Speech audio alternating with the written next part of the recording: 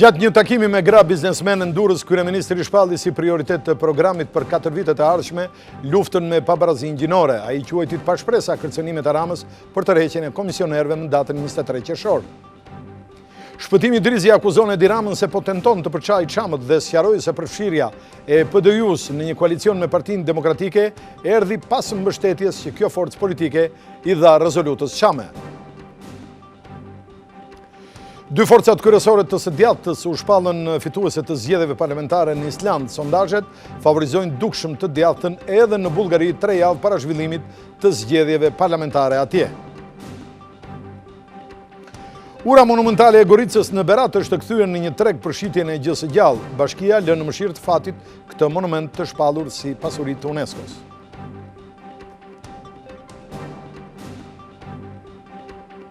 Sport futboll, Juventus fiton 2-0 derbin me Torinon dhe ecën e sigurt drejt titullit. Inter ndërkohë mundet 1-0 nga Palermo, ndërsa Parma e Lazio barazojnë pa gola.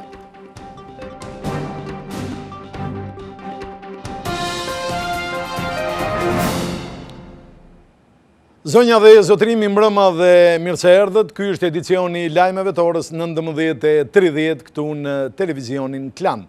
Pa u mërko, për nisim me informacionin e parë, Kryeministri i vendit Sali Berisha ka deklaruar se qeveria do të vazhdoj betejën e saj kundër pabarazisë gjinore në vend. Në një takim që ai zhvilloi me gra dhe vajza të botës së biznesit në qytetin e Durrësit, zoti Berisha ka deklaruar se qeveria në mandatin e ardhshëm do të aplikojë forma të reja për të përkrahur gratë dhe vajzat e biznesit përmes kreditimit dhe punësimit. Gjithashtu, kryeministri i vendit është ndalur dhe te kërcënimet e fundit të Edi Ramës për të larguar komisionerët ditën e zgjedhjeve, pra më datën 23, por ky veprim, tha zoti Berisha, është një veprim i pashpres, pasi zgjedhjet do të zhvillohen në datën 23, ato do të jenë të lira, të qeta dhe sipas të gjitha standardeve. Nga Durrësi, ku zhvilloi një bashkëbisedim me vajza e gra, punonjëse dhe menaxhere, kryeministri Berisha premtoi hartimin e një programi që synon ngushtimin e pabarazisë gjinore në vend. Në vitin 2005, për shkak të këtij muri që rrezaton pabarazi, diferenca në paga midis grave dhe burrave në Shqipëri ishte jo më pak se 36%. Sot kjo diferencë ka zbritur në 17,7%. La mbrapa, mbi 11 vende anëtare të Bashkimit Evropian, së bashku të hartojnë programin e 4 viteve që vinë. Programi i cili duhet të ketë për objektiv më madhor ngushtimin e diferencës gjinore, betejën e pandërprerë me murin e patriarkisë. Për demokratët, reformimi i tregut të punës përmes rritjes ekonomike dhe punësimit në mënyrë të veçantë ai vajzave dhe grave do të jenë prioritet në mandatin e ardhshëm. Ne qëndrojmë në favor të një sistemi mikrokredie dhe kredie që favorizon vajzat dhe gratë. Me masat e reja që kemi marrë, me heqjen e taksës ndaj çdo kapitali dhe masa tjera, ne do nxisim ndjeshëm punësimin. Ne do bëjmë që të rinjtë të punësohen. Ne do bëjmë gjithçka që sistemi bankar të zgjeroj aktivitetet e tij. Gjatë bashkëbisedimit me kryeministrin, disa nga gratë sipërmarrëse ngritën si shqetësim pabarazinë e taksave vendore. Taksat vendore që përballon një subjekt në qytetin e Durrësit janë disa herë më të larta se taksat vendore që përballoj një subjekt me të njëjtin aktivitet, me të njëjtin xhiro në qytetin e Tiranës. Rezulton të paktën 40-60% biznes të vogla në Durrës paguajnë më shumë se në Tiranë. Çdo qindark që kryebashkia e Durrësit ju merr biznesmenëve jashtë këtyre normave është grabitje e paligjshme. Dhe unë i ftoj biznesmenët të mos japin asnjë qindark më shumë se përcaktimi ligjor. Dhe do t'i kërkoj Këshillit të Bashkisë Durrësit të kërkoj mbledhje urgjente për të shqyrtuar këtë problem. Kryeministri atakoi dhe kundërshtarin e tij politik, kur ju referua një deklarate të bërë nga vetë Rama për tërheqjen e komisionerëve në zgjedhjet parlamentare të 23 qershorit. Dhe tani kanë kap ethet e të mërshme të disfatës. E di që është i pashpres, sot kishte deklaruar me mediat e tij se do i tërheqim komisioner ditën e zgjedhjeve. Tërhiqi kur të dush, je i pa shpris. Ne do bëjmë zgjedhjet dhe ti bëjt ç'të dush. I ashpër ishte edhe sa i përket deklaratës së bërë nga kryesocialisti për incidentin e ndodhur pak ditë më parë mes tij dhe diplomatit Ceka në Vjenë. Djetë talët me cinizmin me ekstrem. Ta quajmë thot ditën e shkuljes veshit. Nëse je banor i spitalet psikiatrike, këtë mund ta thush. Ai nuk ka sensin e turpit që ka bërë, e aktit të shëmtuar, nuk e ka. Të pa dej, publik, në një sallë, në një vend të huaj, ndaj një diplomati që e pyeti pse u thua ai dut ti, se çfarë ka ai? Sportin më kryesor shajnë në Shqipërisë. Se thua shqiptarëve që ligjet si votoj, statusi e bllokoj dhe janë për Shqipërinë europiane, është një tallje e vërtet. Por 23 qershori po vjen dhe zotëria e tij do marr atë përgjigje që meriton. Kryeministri Berisha i cilësoi primitive dhe deklaratat e Ramës për heqjen e taksave për biznesin e vogël, ndërsa shprehu angazhimin e qeverisë për zgjerimin e lirisë fiskale përmes taksës së sheshtë.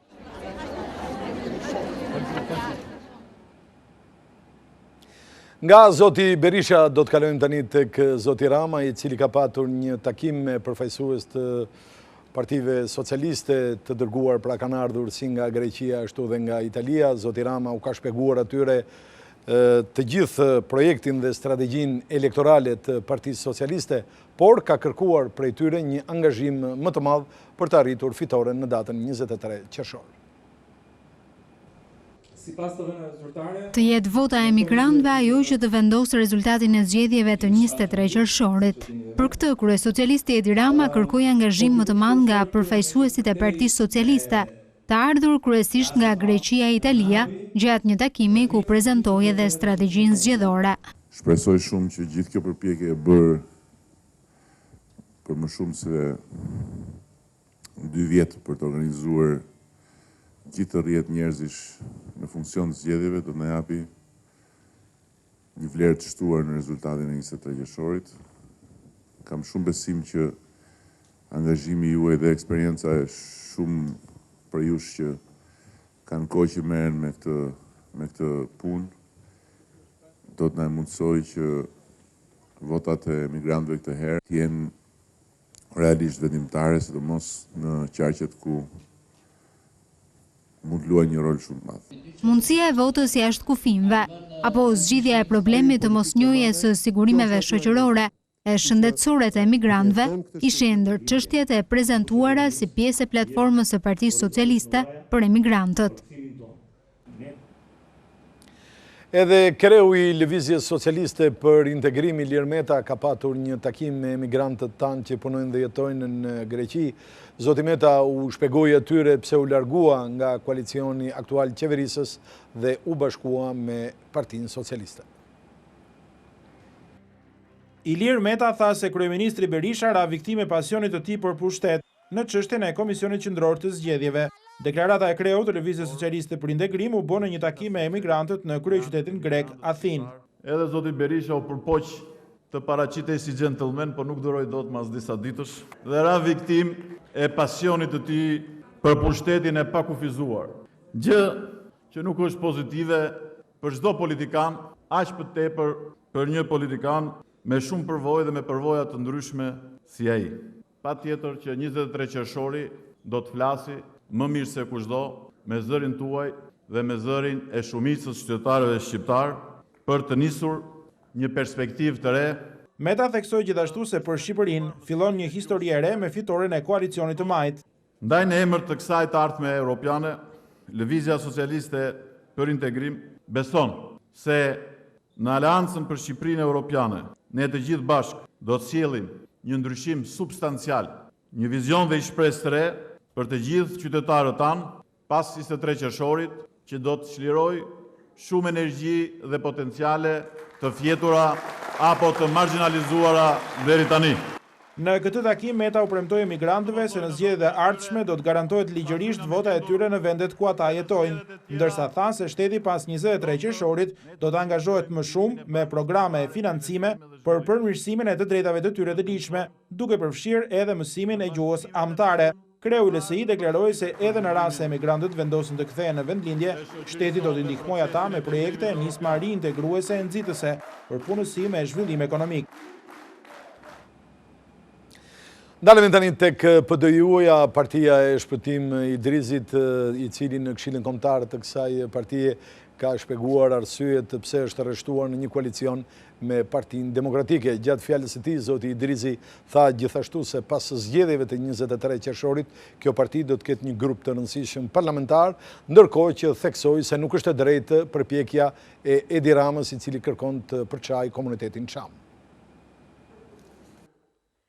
Partia për Drejtësi, Integrim dhe Unitet zgjodhi të garojë në zgjedhjet e 23 qershorit në koalicion me Partinë Demokratike, pasi kjo aleancë mbështeti rezolutën çame.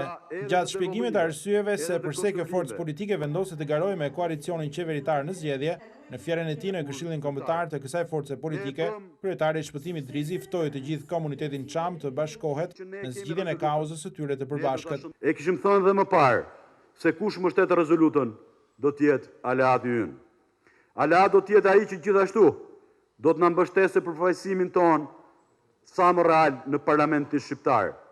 Përfaqësim që siguron peshën më të madhe të mundshme të Partisë për Drejtësi, Integrim dhe Unitet në këtë parlament në funksion të jetësimit të rezolutës dhe kauzës tonë të madhe. Jam krenar që të bëj kompromis dhe me bashkëpatriotët e mi. Me votat tona valutizojmë dhe arrim të marrim 5 deri 7 mandate në parlamentin e ardhshëm. Kreu i PD-u tha se koalicioni majt po tenton të përçajë komunitetin çam. Ai i bëri thirrje kryetarit të Partisë Socialiste të mos merret me sulme personale, pasi kjo është politike vjetër. Nuk do të munden kurrë gjinot dhe vishtarët e politikës dhe kali i Trojës në shërbim të Dulës dhe të Greqisë që të denigrojë çështjen çame. Kreu i opozitës që flet për rilindje, që s'don të kuptojë këtë realitet, merret me polemika personale. Ai duhet rilindjes. Gjua e sulmeve të personalizuara ka që deputetëve apo miqve tanë. Më duket se jo. Kjo është politika e vjetër. Idrizi theksoi gjithashtu se Partia për Drejtësi, Integrim e Unitet përfaqëson patriotizmin modern perëndimor dhe nuk i përket vetëm çamëve, por të gjithë shqiptarëve, ndërsa shtoi se më 23 qershor, forca e tij politike do të garojë në 12 qarqet e vendit. Deputeti i Partisë Demokratike Gerti Bogdani ka deklaruar se kreu i Partisë Socialiste Edi Rama me aktin e tij të dhushëm ndaj një diplomati shqiptar ka fyer të gjithë shqiptarët, por përgjigjen e Edi Rama tha ai do ta marrë pas datës 23 qershor. Dje në Vlorë në vend faljes publike që familja Ceka i kërkoi zotit Rama të bënte, ai ofroi të kundërtën. Zoti Rama nga Vlora në një akt cinik që mund ta bëjnë vetëm njerëz të verbuar nga urrejtja njerëzore apo të sëmurë psiqik, të cilët mjekrohen në spitale, shpallin në Twitter datën 24 prill si ditën e shkuljes veshit. Dhe në njëjtën kohë duke pritur me cinizëm madhi se sa njerëz do ta pëlqenin këtë propozim të tij dhe të mbështetësve të tij. Duke munduar kështu që të mbulojë me paturpsi sulmin fizik që kreu lideri i opozitës publikisht në Vjenë ndaj diplomatit të ri, në zemër të Europës, duke dëmtuar sërish imazhin e Shqipërisë. Në fakt, ai ka anktin më të madh nga gjithë. Ai ka anktin se veshët do t'ia shkulin qytetarët shqiptar dhe publiku i mbar shqiptar në 23 qershor. Por komisioni parlamentar do të zbardh para shqiptarëve karakterin brutal të dhunshëm të aktit të tij në Vjenë, si një akt që nuk ka dëmtuar thjesht diplomatin e ri, si një akt që nuk ka dëmtuar thjesht zotin Rama në sy të diplomacisë, por si një akt i zotit Rama që vazhdon të dëmtojë imazhin e Shqipërisë në botë.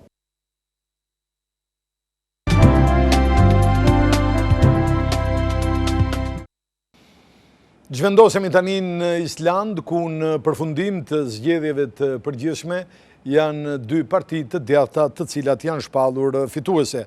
Respektivisht janë dy forca, pra Partia Kombëtare dhe ajo Progresive. Së bashku këto parti kanë 38 nga 63 deputetët e parlamentit dhe pritet së shpejti krijimi i qeverisë së re.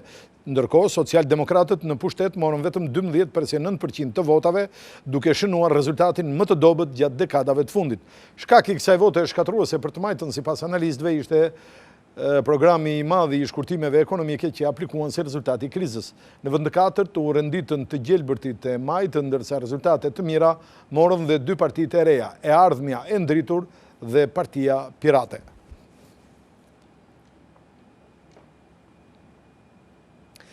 Shkojmë në Itali, ku duket se kriza qeveritare zgjati 2 muaj, më në fund Italia ka qeverinë e saj të kryesuar nga kryeministri Letta, ndërkohë që sot qeveria e kryeministrit Letta bënte betimin jashtë një person ka qelluar duke plagosur 2 karabinierë dhe një gruan kalimtare të rastit. Enrico Letta është betuar në mesditë si kryeministri i 55 në krye të kabinetit të 62 në historinë e pas luftës në Itali. Numri 2 i Partisë së Majtë Demokratike arriti pas vetëm 3 ditë negociatash të krijojë qeverinë e koalicionit me 21 ministra, në përbërje të së cilës përveç forcës së tij politike është edhe populli i lirisë i Silvio Berlusconit dhe lista civile e Mario Montit. Formalisht, kriza institucionale në vendin fqinj ka marrë fund, më shumë se 2 muaj pas zhvillimit të zgjedhjeve të përgjithshme të 24 e 25 shkurtit. 46 vjeçari Letta është gjithashtu njëri prej kryeministrave më të rinj në moshë të Italisë së pas luftës dhe aktualisht më i riu në Europë. Angelino Alfano, krau i djathtë i kavalierit, do të jetë zëvendës kryeministër dhe ministër i brendshëm, ndërkohë që portofoli i marrëdhënieve me jashtë do drejtohet nga Emma Bonino, një emër i njohur në politikën italiane të 2 dekadave të fundit. Në total, 7 nga 21 ministrat janë gra. Personazhi më enigmatik është ministri e integrimit social, Cecile Kyenge, e para anëtare me ngjyrë në një qeveri italiane, e lindur në Kongo dhe e përfshirë prej disa vitesh në politikën e majtë. Marrëveshja e koalicionit parashikon që 9 nga ministrat të jenë nga Partia Demokratike, 5 nga populli i lirisë, 2 nga forca e Montit dhe 4 të pavarur. Detyrat kryesore të kësaj qeverie janë sigurisht reformat ekonomike e strukturore financiare, të ndërthurura me riformatimin e sistemit politik në të gjithë vertikalin e tij. Por se sa do të jetë jeta e saj, askush sot nuk merr përsipër të vërë bast. Pak orë pas betimit në presidencë, në Pallatin Chigi, Mario Monti ka dorëzuar zyrtarisht detyrën Enrico Lettës, i cili nuk ka humbur kohë për të zhvilluar mbledhjen e parë të kabinetit. Enrico Letta e ka nisur me një incident detyrën e tij si kryeministër i ri i Italisë, ndërsa ai dhe ministrat ishin duke u betuar në Pallatin Presidencial Quirinale, përpara serisë së qeverisë në Pallatin Chigi, një person ka qelluar disa herë me pistolet duke plagosur 2 karabinierë dhe një kalimtare të rastit, kjo e fundit shtatzën. Njëri nga karabinierët u qellua në këmbë, ndërsa tjetri në qafë, por janë jashtë rrezikut për jetën, ashtu si edhe gruaja e plagosur. Sipas autoriteteve, agresori është Luigi Prieti, 49 vjeç, i padënuar më parë. 2 karabinierët e plagosur janë kundër përgjigjur zjarrit me zjarr, duke e plagosur gjithashtu agresorin, i cili, në tentativë për t'u arratisur, është arrestuar nga pjesa tjetër e antarëve të forcave të sigurisë së Pallatit Chigi. Fillimisht u njoftua se Prieti ishte person me çrregullime mendore, fakt që rezultoi i pavërtet. I pyetur nga autoritetet, ai ka pranuar se objektiv kishte politikanët dhe se kishte planifikuar sulmin 20 ditë më parë.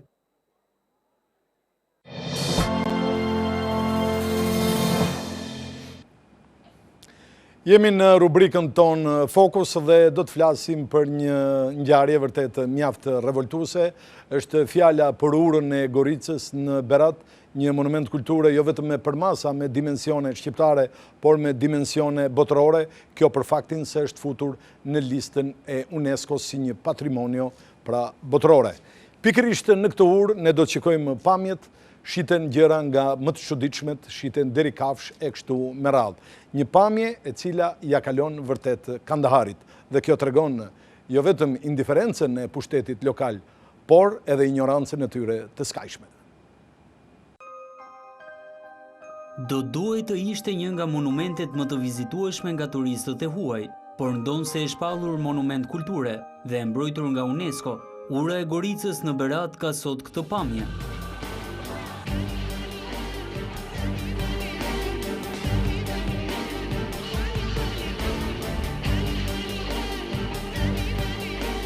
Me bekimin e bashkisë, tregtar ambulante kanë kthyer këtë urë në një treg për shitjen e gjë së gjallë, perimeve, peshkut, bulmetit dhe rrobave të përdorura.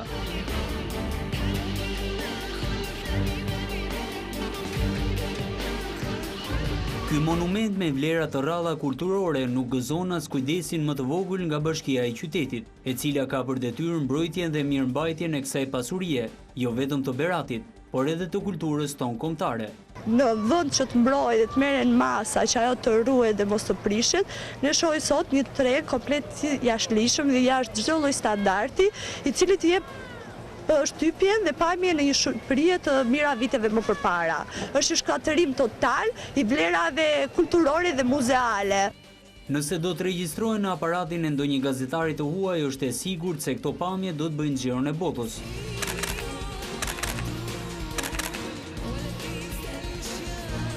Bashkia e cila duhet të kishte si prioritet promovimin e turizmit kulturor, ka përgjegjësinë direkte për degradimin e kësaj vepre monumentale. Është një dëshmi e qartë e vizionit që kryebashkiaku socialist i Beratit ka për monumentet e kulturës dhe pasurinë tonë kombëtare. Nuk e di çfarë po bën ky kryetari i bashkisë Beratit.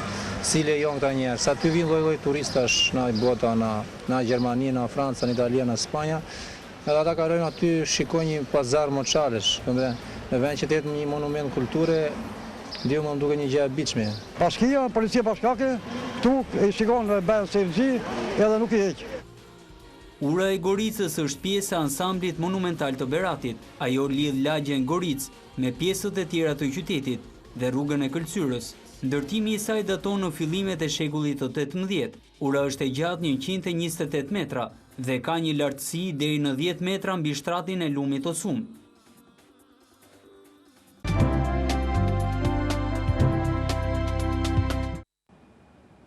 Mirë, do të vjojmë me të tjera informacione, kështu Kryeministri i vendit Sali Berisha mori pjesë në inaugurimin e rrugës Shënevlash Katundi i Ri Durrës. Ai ftoi kryetarin e Partisë Socialiste të vijë dhe të shohë nga afër se si po ndërtohen 1500 kilometra rrugë, ndërsa u shpreh sigurt në fitoren e 23 qershorit. Teksa mori pjesë në inaugurimin e rrugës Shënevlash kryqëzimi Flak Katundi i Ri në Durrës, Kryeministri Berisha tha se në 4 vite qeveria ka ndërtuar mbi 8000 kilometra rrugë rurale, shifër që sipas tij ka tmerruar liderin e opozitës Edi Rama. Këtë ditë, zoti Rama, i tmerruar nga këto ndërtime, deklaroi në Shkodër se ato janë gjithsej 600 kilometra. Ja ku jam unë, le ta ftoj atë të vi, apo të lexoj në Facebookun tim, nga data 1 prill deri me datën 20 qershor, do të inaugurojmë jo më pak se 400 kilometra rrugë të reja. Ta ftoj zoti Rama, hajde pas meje, të tregoj 1500 kilometra në ndërtime sipër nga Konispoli Gjergj Vërmosh. Berisha tha se emerit e programit të Partisë Demokratike është rindërtimi i 13 shkollave, garantimi i rritjes ekonomike si dhe ulja e papunësisë. Kryeministri akuzoi kreun e opozitës se mbajti peng statusin e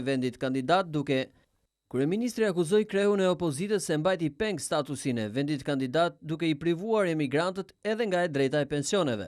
Sot e dëgjoja të derte lot krokodili për pensionet e emigrantëve. A e dini vëllezër pse su jepën pensionet e emigrantëve? Vetëm një arsye, se Shqipëria nuk ka statusin e vendit kandidat. Berisha tha se socialistët e din mirë se ka një lider që në 4 vite ka regjistruar vetëm disfata. Një tillë sipas tij do të jetë edhe ajo e 23 qershorit, pavarësisht koalicionit me Rama. Këto 2 muaj më pak që na ndajnë nga dita e zgjedhjeve, le të shtrojmë në festën e demokracisë. Le të bashkohemi ne për një fitore të thellë të 23 qershorit. Jetë programi i ndarjes përfundimtare nga një aleancë e cila, më falni për shprehjen, e nisi me fundrina, përfundoi me hala dhe ngjala. Rruga Shënevlash Katundi i Ri me gjatësi 9.3 km është një investim i Fondit Shqiptar të Zhvillimit dhe lidh komunat Rashbull, Katundi i Ri dhe Xhavzotaj me njëra tjetrën, si dhe me autostradën Durrës-Tiranë, e gjithashtu me Bashkinë e Durrësit. Kjo rrugë është financuar nga qeveria shqiptare, Bersh dhe Bej.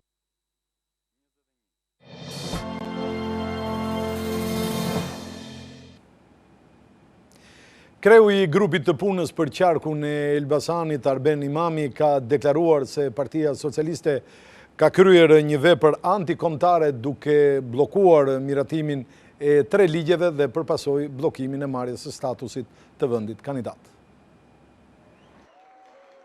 Kryetari i grupit të punës për qarkun e Elbasanit, ministri i mbrojtjes Arben Imami, është takuar me të rinjtë e komunës Gostim. Imami e cilësoi si vepër antikombëtare bllokimin e opozitës me mosvotimin e 3 ligjeve që sipas tij do ta çonin Shqipërinë drejt antarësimit në Bashkimin Evropian. Rama pengoi integrimin e vendit për 4 vjet rresht. bojkotoi parlamentin, bëri grevën e orisë deputetëve, bëri 21 janarin, dhe mbas gjitha këtyre prapu ulëm dhe përcaktuam bashkë me Bashkimin Evropian 11 pika. 3 të fundit nuk i votoi dhe e sabotoi marrjen e statusit të vendit kandidat për Shqipërinë. Imami zhvilloi një takim edhe me komunitetin Gollobordas në Elbasan, ku e vlerësoi si një ndër komunitetet më të gjera brenda Partisë Demokratike. Një takim i veçantë u rezervua me gazetarët e Elbasanit. Imami ka garantuar ata që gjatë zgjedhjeve do të kenë mbështetjen maksimale për punën e tyre. Një fushatë civile do të ndihmonte të gjithë politikanët për atë parë, qytetarët ashtu. Nga ne do të kemi maksimumin e transparencës. Do të jemi gatshëm të përgjigjemi për çfarë do të çështje kërkoni. Ne do të jemi të gatshëm si grup deputetësh të përgjigjemi të gjitha kërkesave tona. Gjatë takimit, imami u përgjigj edhe interesit të gazetarëve mbi zgjedhjet e 23 qershorit. Ndalemi tani tek Partia Republikane, e cila i ka quajtur demagogji elektorale deklaratat e Partisë Socialiste se do të pajisë me certifikat pronësie të gjithë ata fshatarë që punojnë tokën, duke u mohuar kështu të drejtën pronarëve legjitim. Partia Republikane ka reaguar ndaj deklaratave të bëra një ditë më parë nga lideri i opozitës, kur tha se Partia Socialiste pasi të vinë në qeveri, do të pajisë me certifikata pronësie të gjithë ata që e punojnë tokën. Utopia elektorale e leadershipit socialist po arrin deri aty sa t'i referohet parrullës leniniste, toka i takon atij që e punon. Ai premtoi në Vlorë se kush punon tokën bëhet zot i saj dhe merr tapin. Në 22 vjet, Partia Socialiste, vazhduese e denjë e Partisë së Punës, që varrosi pronën private, ka punuar për krijimin e një kulture armiqësore ndaj pronarëve të ligjshëm. Tani ajo po tregohet dorëlëshuar, duke u premtuar tokat atyre që i kanë marrë apo i kanë grabitur ato. Kreu socialist nuk njeh demokracinë si respektuese të ligjit, nuk njeh moralin ndaj pronës, madje as ligji gjysmak që i ka miratuar partijat e tij në parlament. Edhe Ministria e Bujqësisë ka reaguar nga disa deklarata të bëra nga përfaqësues të Selis Roz për manipulim shifrash. Krerë të këtij dikasteri thonë se shifrat për rrugët rurale që janë ndërtuar, si dhe ato për punësimin, janë të gjitha të vërteta dhe konstatueshme.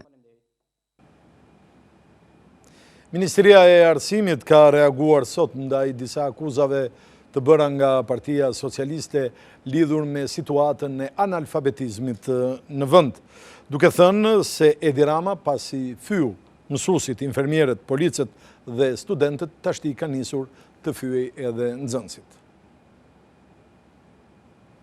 Sot Rama hodhi një shashk tjetër në vazhdën e sulmit kundër arsimit shqiptar. Pasi nuk arriti të bindë shqiptarët se ndër 100 veta 15 janë analfabet, sot nxori një strategji tjetër, sipas së cilës 57% e nxënësve nuk kuptojnë se çfarë lexojnë. Dhe kjo u bazokur nga sipas tij dhe zëdhënësve të tij në vlerësimin e PISA-s 2009. Pasi ke fyer mësuesit, infermierët, policët, studentët, tani ke nisur të fyesh edhe nxënësit. Në fakt, e vërteta është krejt ndryshe. Studimi PISA 2009 faktoi që Shqipëria ishte një ndër 3 vendet në 65 pjesëmarrëse që ishte bërë progresin më të madh në krahasim me vitin 2000 në kohën kur qeverisë Partia Socialiste. Çdo përpjekje për të denigruar arsimin tonë dhe punën e mësuesve tanë, si dhe investimin e familjeve shqiptare për shkollimin e fëmijëve është pjesë e strategjisë së Ramës për të nxjerrë Shqipërinë.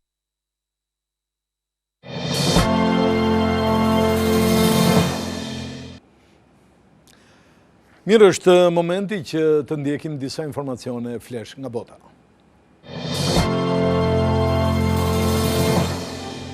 Tre javë nga zhvillimi i zgjedhjeve të parakohshme në Bullgari, një sondazh nxjerr në avantazh të djathtën. Partia Gerbe ish kryeministri të dorëhequr në shkurt Bojko Borisov ka preferencën e 23.6% të bullgarëve, kundrejt 17.7% që kanë përzgjedhur socialistët e udhëhequr nga Sergej Stanishev. Qeveria e Borisov u detyrua të jap dorëheqjen pas një jave me protesta të ashpra në të gjithë Bullgarinë për shkak të faturave të fryra të energjisë elektrike.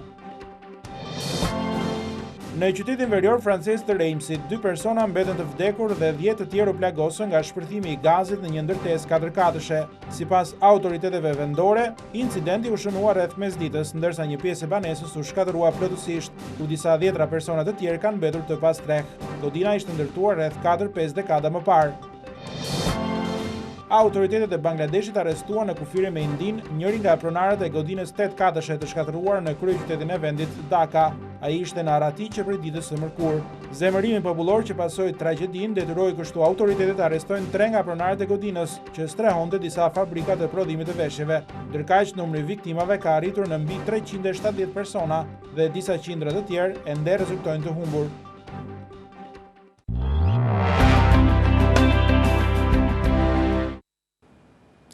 Do të flasim për futbolin dhe do të shikojmë panoramën e zhvillimeve në Serie A, ku duket se Juventusi po shkon i sigurt drejt titullit kampion.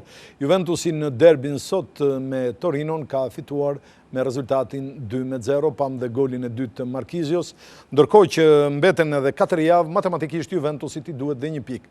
Ndërkohë janë momente nga takimi midis Palermos dhe Interit. Palermo fitoi me rezultatin 1-0, Roma ndërkohë mundi 4-0 Sienën, duke arritur kështu vendin e 5 që do të thotë pjesëmarrje në UEFA Europa League. Në këtë takim 3 gola janë shënuar nga Osvaldo dhe 1 nga Lamela.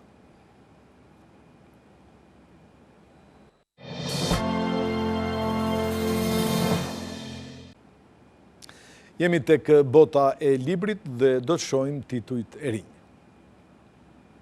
Kujtimet e Kazanovës, një nga librat më të shitur në Perëndim për gati 2 shekuj, tashmë është përkthyer edhe në shqip, i konsideruar si skandalos nga kleri i krishterë perëndimor, katolik e protestant. Ditari personali i Giacomo Casanovës nxjerr në pa cenet e shoqërisë së lartë të Europës së krishterë perëndimore të shekullit të 18. Pavarësisht toneve erotike, por as pak vulgare që trajton, Kujtimet e Casanovës duhen parë si një libër kompleks që tregon me një stil të përsosur historinë europiane. Autori trajton edhe përsiatet e fuqishme filozofike mbi jetën, religionin, politikën, ekonominë e financat.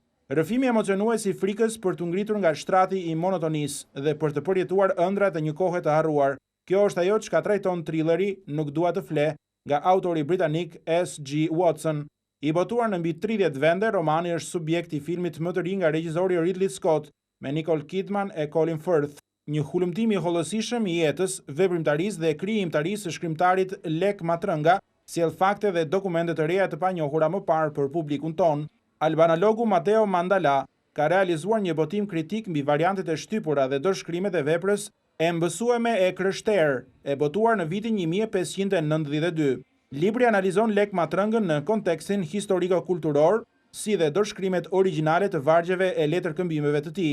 Në serinë e botimeve praktike në Shqip vjen edhe 100 teste për të stërvitur kujtesën, një libër në drejtimin e Dr. Bernard Kreuzl. Botimi që përmban 100 ushtrime të grupuara në bazë të vështirësisë, na ndihmon të mbajmë kujtesën tonë të stërvitur.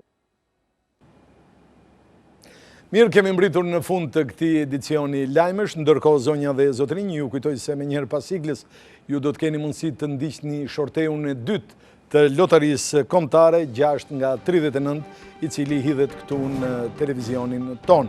Përfunduam pra edicionin e lajmeve të orës 19:30, natyrisht gjithë të interesuarit mund të klikojnë në website-in ton zyrtar tvklan.al, ku menjëherë do të azhonohen me të rejat më të fundit që vinë nga vendi dhe bota. Bashkë do të takohemi në edicionin e radhës, ndërkaq zonja dhe zotrinj, ju falenderit për vëmendjen. Mirupafshim.